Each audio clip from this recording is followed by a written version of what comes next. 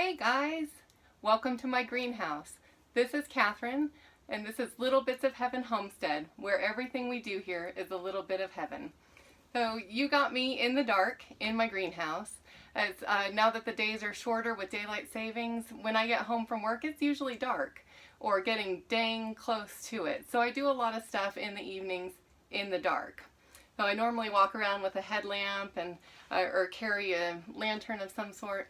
But I set up lights here strategically because I'm all Hollywood and ish these days. So today we're talking soil fertility. I did a show on Dirt Patch Heaven on Saturday live and did more planting seeds and talking about seed starting. And a comment was made afterwards and it really got me to thinking, because one of the things that I discussed on the show was that we build all our own soil. So I am in an area that is mostly rock and clay, and we don't have a lot of what I would call dirt. But because I homestead, because I have livestock, I have a lot of manure, I have a lot of hay. We bring out kitchen scraps and add it to our compost, and in fact we add just about everything to our compost, including what we have left over when we do butchering. So if you're a conventional gardener in the city and you're buying soil amendments, you're probably familiar with things like bone meal. And what that does is it adds extra nitrogen to your soil. What I do rather than buying bone meal is when we butcher rabbits is I save and harvest the blood and I add that directly to our garden. And we usually have at least one bed that's our active compost bed. So all our kitchen scraps go in there. There's bone meal is available, and that adds calcium to your soil. And rather than doing that, I usually have some oyster shell laying around since we have chickens. And as I built these beds here in the greenhouse, I just added a good layer of oyster shell to it. You can also add things like eggshells, and it'll do the same function. So gardeners, and specifically organic gardeners, have a constant thought about the soil. When you're out gardening, most people know that the nutrients that are taken up into our fruits and vegetables are found in our soil structure.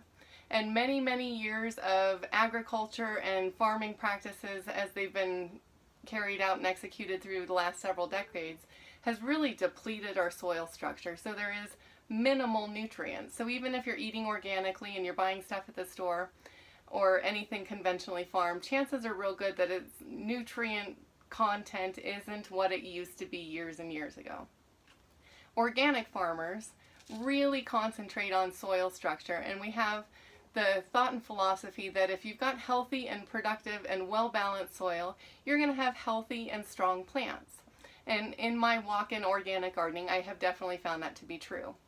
Oftentimes, when you're talking fertilizers, there are 3 macronutrients that are often cited, and that's your NPK when you're looking on a bag: nitrogen, phosphorus, and potassium. And those really tend to be your big heavy hitters. Your plants need quite a bit of those 3 macronutrients and go through quite a bit in a growing season. So it's a smart idea to be constantly adding your macronutrients back into your soil. There's also things called micronutrients, and that's not often discussed in gardening circles, and it should be because it's just as important. So for the micronutrients, I have 2 favorites, and I know that it's dark and the lights don't highlight this very well. Oh, and even holding it up doesn't do it justice. But this is kelp meal. And I buy this from my friend Mary at Mary's Heirloom Seeds. She's also my favorite seed lady. But kelp meal is known to have over 70 different vitamins and minerals in each, well, I'm having a hard time talking. It's been a long day at work. So it contains over 70 minerals and nutrients. So it's really good for your plants. It's known to boost growth rates and make healthy and strong. This is a really renewable and abundant source. So it's found in the ocean. It's seaweed. And what it does is it filters ocean water all day long. And it's looking for really rich nutrients. And it's known to grow up to 3 foot a day. So this is really a positive and renewable abundant source for organic fertilizer. My next one And this is probably less well known and also equally crappy on the camera in this light, but this is azomite. And this is a naturally occurring mineral. It's actually a complex silica, and it is found, it's naturally mined in Utah. It's from some volcanic eruption that settled in a seabed and created this silica. So it is unaltered, all natural, no additives, just azomite itself is known to create miracles in the garden. So it is going to boost your growth rates tremendously. It's known to reduce things like fruit drop. If you put it around your orchard, it's known to reduce conditions like blight. With greens, it's known to produce sturdier and bigger leaves. So just a fabulous product. So as I'm building my bed, I'm considering not only the macronutrients and all of my organic material that I add, but I'm also considering micronutrients. So I just wanted to give you guys that quick tip. Sorry about the weird lighting. It's with the daylight savings. I don't have much of a choice. If I'm going to film outside in the evenings, it may be weird lighting. So I appreciate you joining me. I hope you got something of value out of this. I'm going to put a link to Mary's Heirloom Seeds in the description. So if you'd like to check her out and all of her amendments, I would highly recommend you do so. She is actually fabulous.